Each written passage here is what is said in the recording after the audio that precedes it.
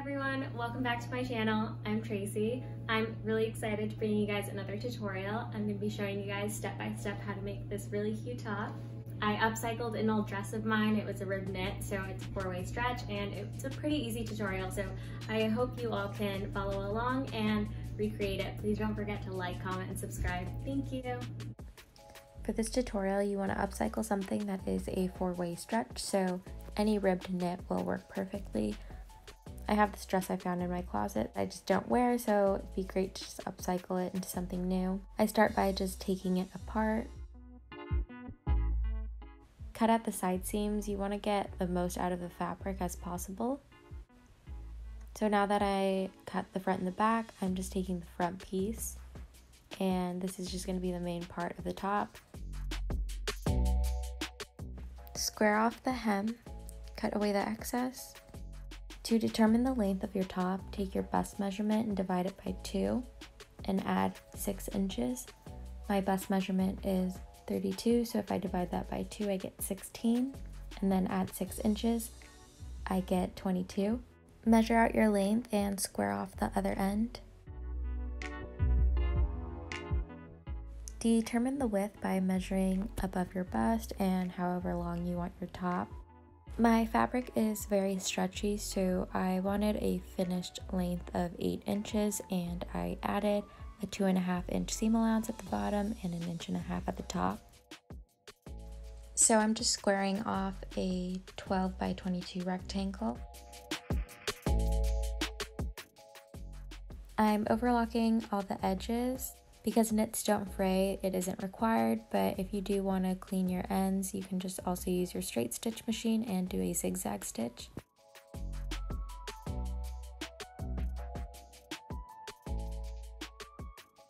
After overlocking all your ends, just hem the width, so the 12-inch side or your shorter side, and fold that down a 1/4 inch, and I'm just going to take this to my machine and do a top stitch. A double needle isn't necessary because you don't need that area to stretch as much.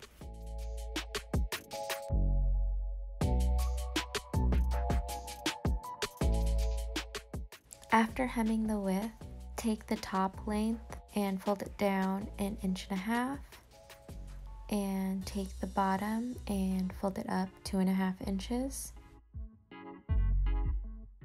Pin everything in place and stitch along the very edge.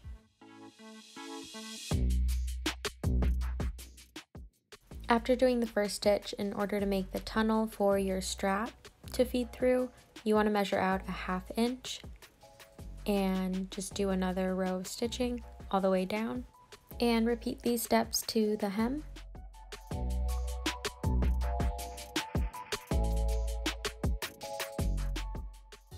After stitching those rows, you notice you have a smaller opening and a bigger opening.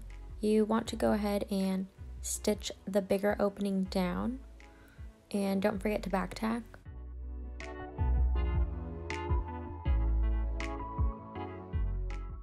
Now it's time to make spaghetti straps. I'm taking my excess fabric and I'm just cutting 2-inch strips.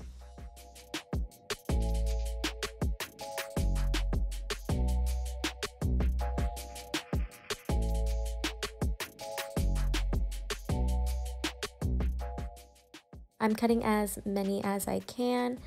My final measurement ended up being about 100 inches. You want really long straps for this top because it's just one strap that feeds all the way around it.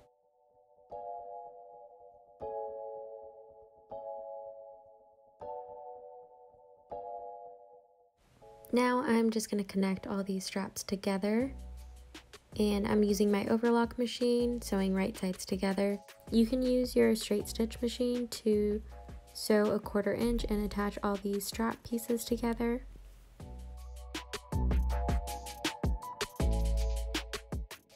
Now that you have one long 2-inch strip, you just fold right sides together and stitch a 1/2 inch all the way down. I'm using my overlocker just because it's easier. And don't forget to trim the excess.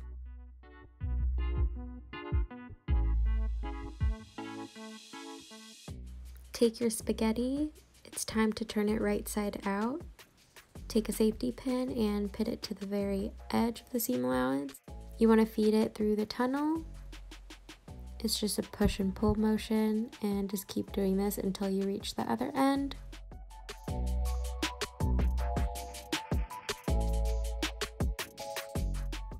Now that you reach the end, just go ahead and pull it all the way through.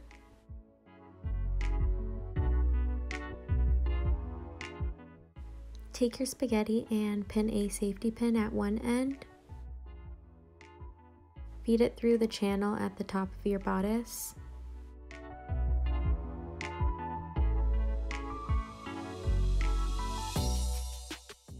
Feed the strap all the way through and make sure to even out the strap on both sides.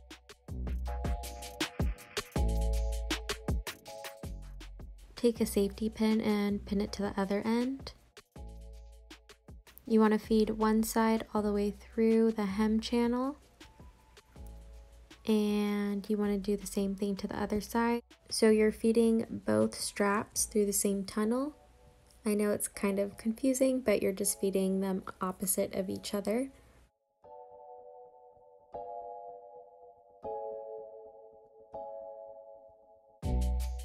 You place your arms through the loops, and the rest of the spaghetti is to tie around the back.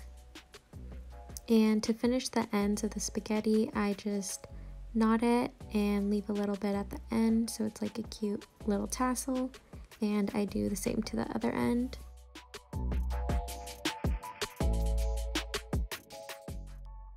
This is the final top.